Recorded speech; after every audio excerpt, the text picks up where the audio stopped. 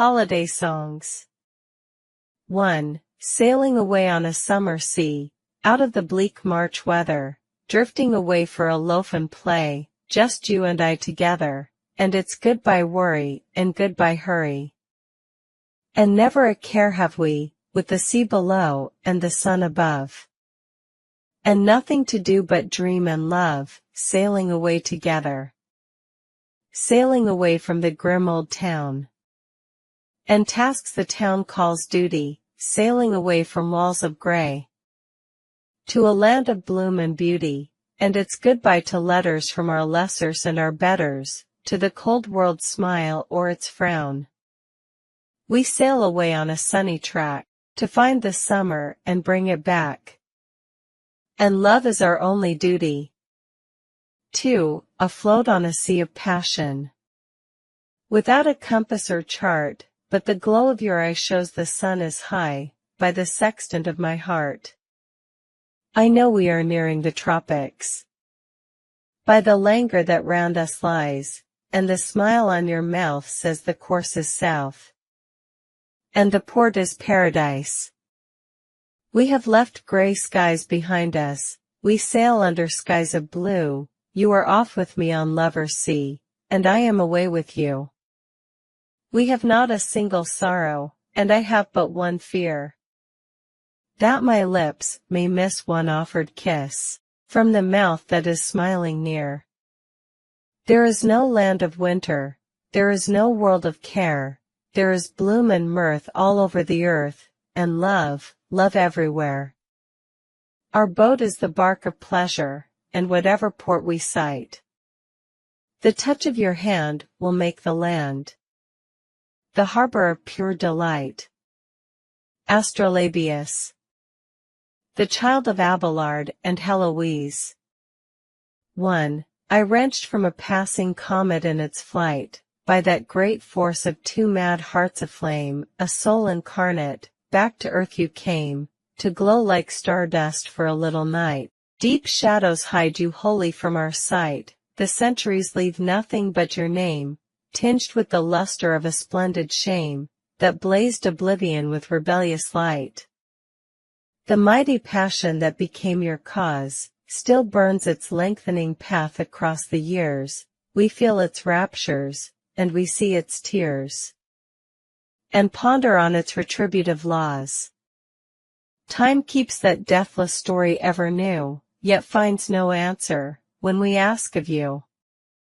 2. At Argenteuil, I saw the lonely cell, where Heloise dreamed through her broken rest, that baby lips pulled at her undried breast. It needed but my woman's heart to tell of those long vigils and the tears that fell, when aching arms reached out in fruitless quest, as after flight, wings brood an empty nest.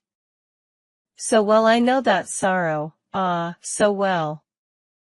Across the centuries there comes no sound of that vast anguish, not one sigh or word or echo of the mother loss has stirred the sea of silence, lasting and profound. Yet to each heart that once has felt this grief, sad memory restores time's missing leaf. 3. But what of you? Who took the mother's place? When sweet expanding love its object sought, was there a voice to tell her tragic lot, and did you ever look upon her face? Was yours a cloistered seeking after grace? Or in the flame of adolescent thought, were Abelard's departed passions caught, to burn again in you and leave their trace? Conceived in nature's bold primordial way, as in their revolutions, suns create, you came to earth, a soul immaculate, baptized in fire, with some great part to play. What was that part, and wherefore hid from us, immortal mystery, Astrolabius? Completion. When I shall meet God's generous dispensers of all the riches in the heavenly store, those lesser gods, who act as recompensers for loneliness and loss upon this shore, methinks abashed, and somewhat hesitating, my soul its wish and longing will declare. Lest they reply, here are no bounties waiting, we gave on earth, your portion and your share.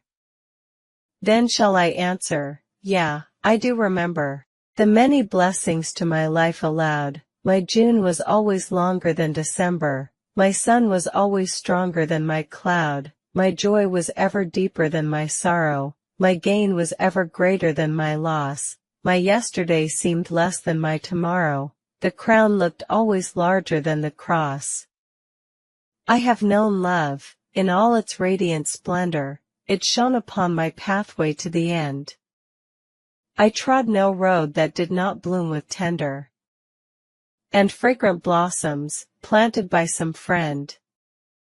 And those material things we call successes, in modest measure, crowned my earthly lot, yet was there one sweet happiness that blesses the life of woman, which to me came not. I knew the hope of motherhood, a season. I felt a fluttering heart beat 'neath my own, a little cry, then silence. For that reason, I dare, to you, my only wish make known. The babe who grew to angelhood in heaven, I never watched unfold from child to man. And so I ask, that unto me be given that motherhood, which was God's primal plan. All womankind, he meant to share its glories, he meant us all to nurse our babes to rest, to croon them songs, to tell them sleepy stories, else why the wonder of a woman's breast? He must provide for all earth's cheated mothers. In his vast heavens of shining sphere on sphere, and with my son, there must be many others. My spirit children who will claim me here.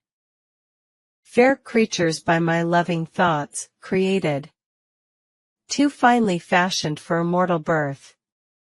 Between the borders of two worlds they waited, until they saw my spirit leave the earth.